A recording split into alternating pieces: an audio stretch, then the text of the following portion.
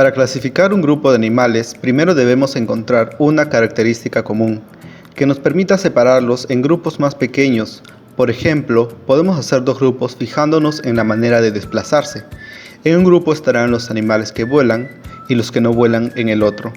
A continuación, veremos una clasificación de los animales según tres criterios: si que tienen columna vertebral o no, cómo se alimentan y cómo se reproducen.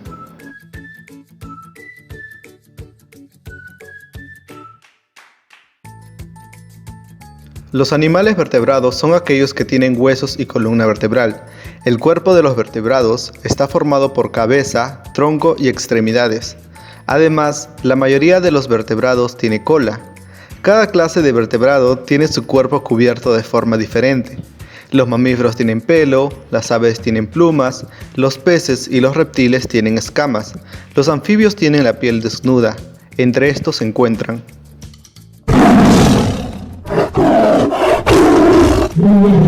los mamíferos. Son animales vertebrados, al igual que los anfibios, los reptiles, las aves y los peces. A simple vista se diferencian de estos otros animales al tener los mamíferos pelos en la superficie del cuerpo. En la mayoría de las especies de mamíferos, no en todas, las hembras poseen mamas por las que sale la leche con que alimentan a sus crías. Por supuesto, existen muchas otras diferencias internas entre los mamíferos y otros vertebrados, pero eso no ayuda para distinguirlos a simple vista.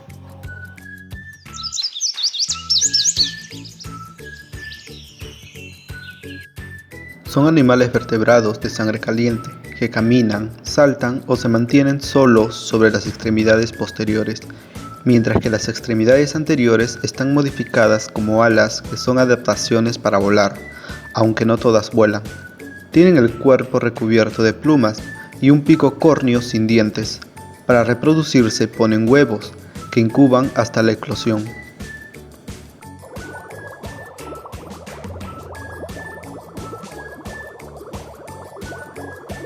Los peces son animales vertebrados acuáticos recubiertos en su mayoría de escamas y dotados de aletas, que permiten su desplazamiento en el medio acuático, y branquias con las que captan el oxígeno disuelto en el agua.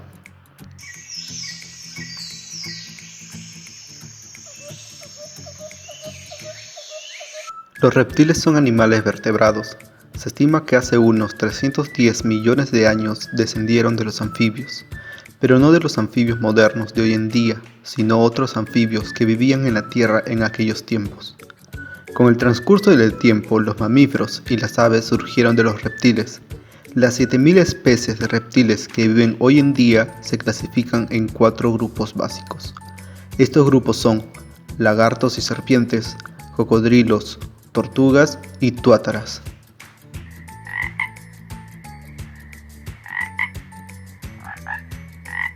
Los anfibios son un grupo de vertebrados con respiración branquial durante la fase larvaria y pulmonar al alcanzar el estado adulto.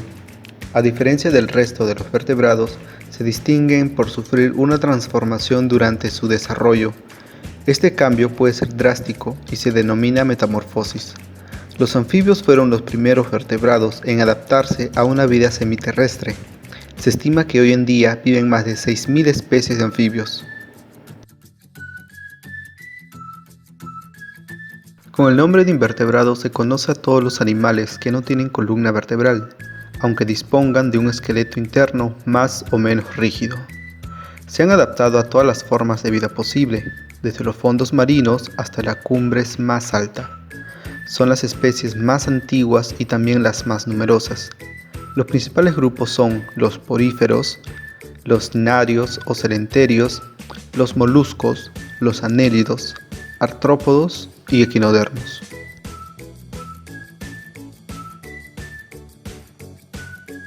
Para poder vivir y crecer, los animales tenemos que alimentarnos. Mediante la alimentación y la posterior digestión, los animales tomamos los nutrientes de los alimentos, hidratos de carbono, grasas, proteínas, fibra, minerales, vitaminas y agua. Los animales pueden clasificarse según su fuente principal de alimentos y, como veremos más adelante, esto tendrá gran importancia en el papel que juega en el ecosistema donde vive. Estos se clasifican en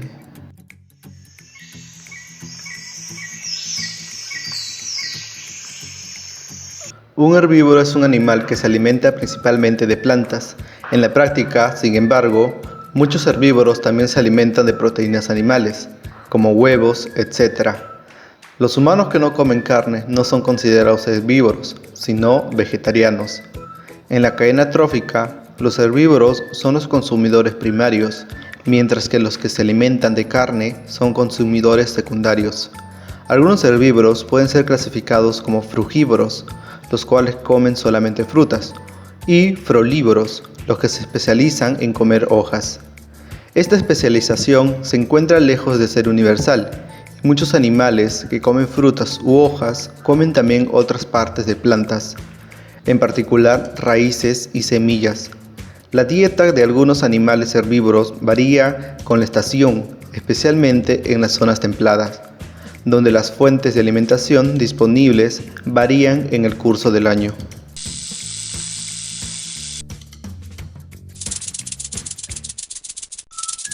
Un carnívoro es un animal que obtiene sus energías y requerimientos nutricionales a través de una dieta consistente principalmente o exclusivamente del consumo de animales, ya sea mediante la depredación o consumo de carroña. Existen adjetivos más específicos para referirse a animales que devoran clases específicas de presas, como en el caso de los animales que consumen insectos. Se llaman insectívoros o entomófagos. Los carnívoros se encuentran siempre en posiciones avanzadas de la cadena trófica.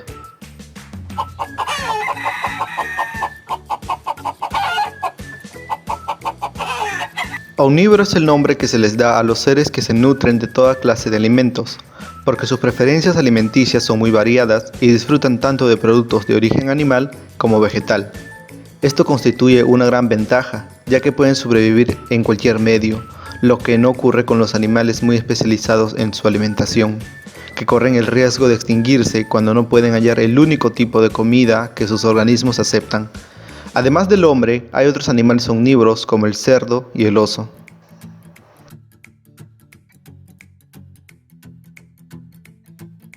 La manera en que se reproduce un ser vivo es un factor que propicia la preservación de su especie. Gracias a esta dinámica natural y diversos procesos genéticos, cada ser viviente origina a otro u otros de similares características. A su vez, se clasifican en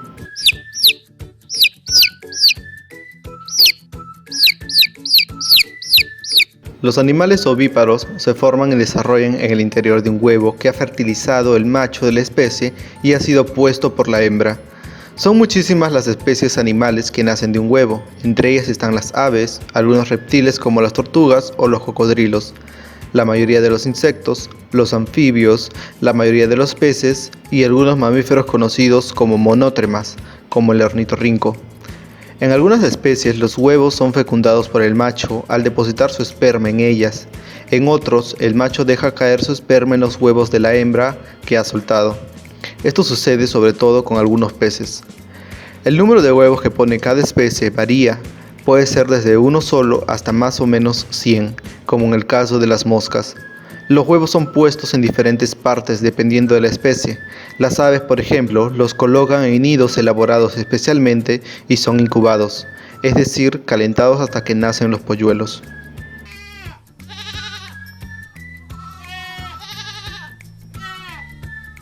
Los vivíparos son animales que se desarrollan dentro del útero o matriz, que es un órgano que está en el aparato reproductor de la hembra y al nacer pasan y salen por el canal vaginal. Son vivíparos el ser humano y todos los animales mamíferos, es decir, que se alimentan de leche materna, como el león, la jirafa, los murciélagos, los monos y muchos más, menos el ornitorrinco.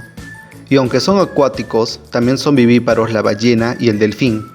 Después de la fecundación del macho a la hembra, las crías que desarrollan dentro de una bolsa llamada placenta que les proporciona el oxígeno y alimento necesario para su formación y crecimiento, y cuando ya están listas para nacer, lo hacen saliendo por el canal vaginal mediante un proceso llamado parto. El tiempo de gestación, o sea de formación del nuevo ser, es variable y también depende de la especie. Por ejemplo, en el ser humano, el embarazo de la mamá dura alrededor de 9 meses, en la elefanta es de 22 meses, en la jirafa es de 15, en la ballena de 12, En una perra o gata es de 2 meses. También varía el número de crías que tengan, pero en ningún caso son tantas como en los insectos o reptiles. Un elefante solo tiene una cría. En el ser humano puede en algunos casos ser más de uno. Las perras y gatas llegan a tener 6 crías y las conejas pueden llegar a tener hasta 12 crías.